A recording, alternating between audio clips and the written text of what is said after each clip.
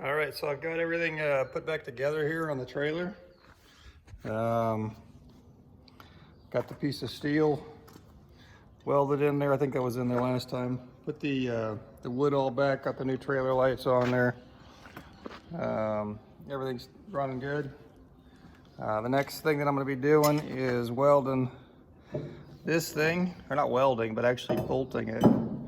I got a little outlay there where it's going to go. Put a couple bolts in there, mount it on like so, and then that'll be a receiver that'll let me put whatever I want to put in there as far as attachments.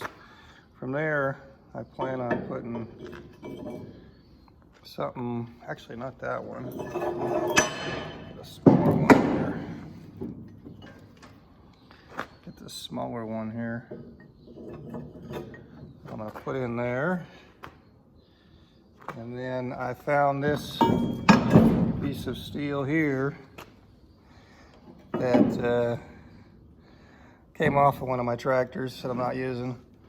And I'm gonna weld it underneath, I think, like that. That'll give me some throw.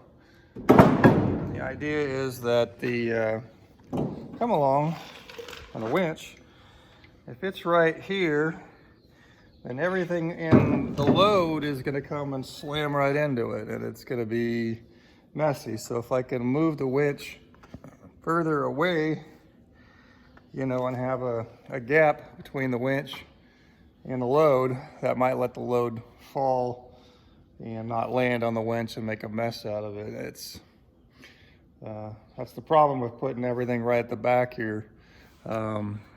Probably a good way to fix that problem would be to put some kind of a pulley here, run the winch up front, so that as it pulls, it comes around the pulley and then goes back around and over the front. I may do that eventually, but just not on this initial pass.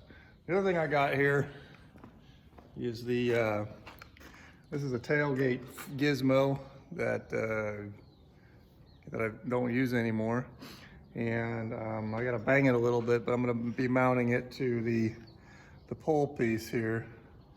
And it'll be a part of the back that moves forward as the winch pulls on it.